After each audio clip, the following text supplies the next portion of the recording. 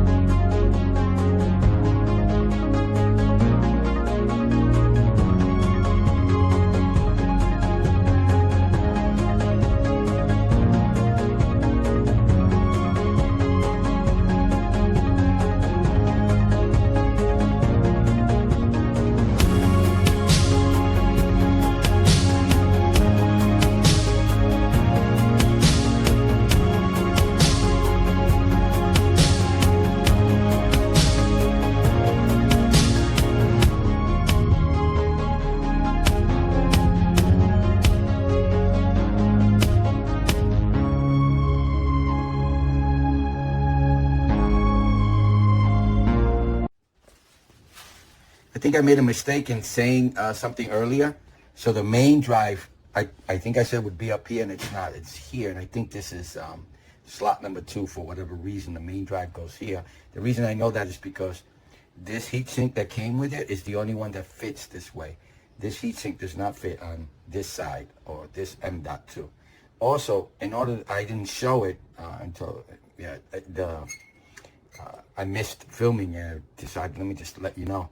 This side here, in order for me to get this heatsink or this M.2 with this heatsink flush, I had to unscrew this, move it over just a little bit, install this, put the screw down, and then screw this back down, and there's sort of a lip here overlapping onto this heatsink. I'm assuming since it's brass, it's not going to conduct any kind of electricity, so let's hope for the best. Again, do this at your own risk. This is just me doing it. If you're not sure about this, consult a professional friend or a computer store for them to do this for you.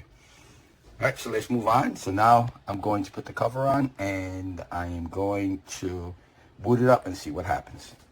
I also want to make a note that I just maxed out the slots for the hard drives. There are no other hard drive slots. I've taken the 2.5 regular SATA and both NVMe slots for the NVMe drives. I will have basically 4.5 terabytes of space on the NVMe.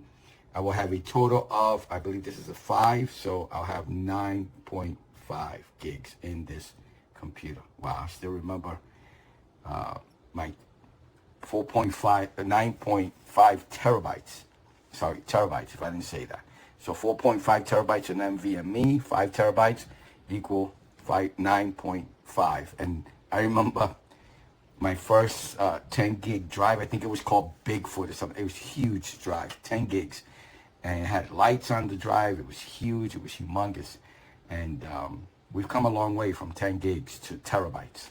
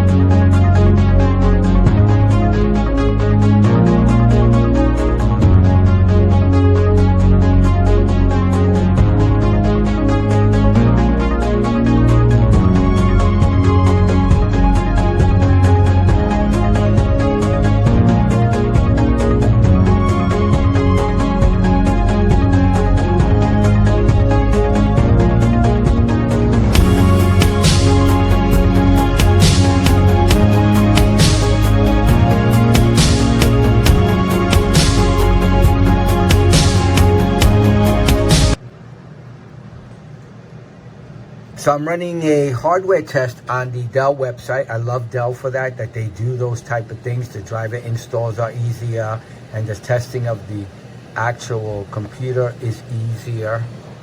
The Alienware M17, everything installed correctly. Everything worked really well. But I did something that I didn't show on the video. It's going to take too long. Just wanted to make sure that the 4 terabyte worked. And I wanted to add space to this computer, and the 4 terabyte drive that I had worked. The WD Black NVMe. I'll have a link below for that actual drive. Purchased that drive last year for about, I'm going to say about $350 or so dollars. And now they're much cheaper. They're about $300. So 4 terabyte NVMe, I had it since last year, and I've decided to use it this year in this computer. It installed, it worked well. I made the 4 terabyte NVMe drive the C drive. I reinstalled Windows and everything. When I booted up, it came up as the D drive. Everything was working fine, but I decided to switch and actually reinstall Windows on this drive itself. So I rebooted up using a Windows 10 disk. I have Windows 10 in here. And I rebooted and booted up to the DVD that had the Windows. I still have the Windows 10 disk from the computer, and I reinstalled it onto the C drive. So I'm doing the driver installs, and I decided, you know what, I'm just gonna go totally fresh, brand new, and eventually I'm going to end up wiping this drive and make it a second drive. I'm probably gonna make it the desktop file folder, so I can drag and drop things to there and keep it off the main drive. Again, NVMe. This is the regular spinning 5 terabyte drive that I have, that I just keep data in there. And the Alienware original 512 gig drive. So it all worked. And I'm very happy. And now I'm going to get additional use out of this computer, so I can make use of the space that I've gained in regards to installing it a 4 terabyte. I was always offloading files because even though I have the 5 terabyte here, this is a much slower drive than this one. So dragging and dropping things became a pain when I was going from the C drive to the D drive. It's going to be much faster to do it from here to here, or from here to here, and be able to also offload it if I need to onto a USB-C drive. SSD that I have, but overall I'll be able to work off the C drive with no issues. I continued having to remove drives that got too big. So let's say I had something sitting on my desktop and I needed to bring in another file. It might have been an 800 gig file. Of course, you see I can't use it off the C drive, so I would have to drop it to the 5 terabyte drive, which took forever.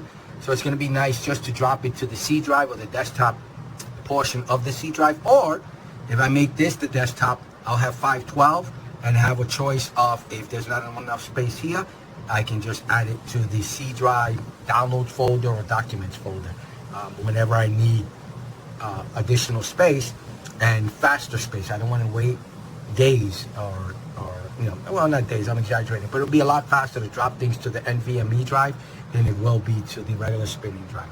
So I'm happy. I have now 9.5 terabytes of hard drive space on this Alienware M17.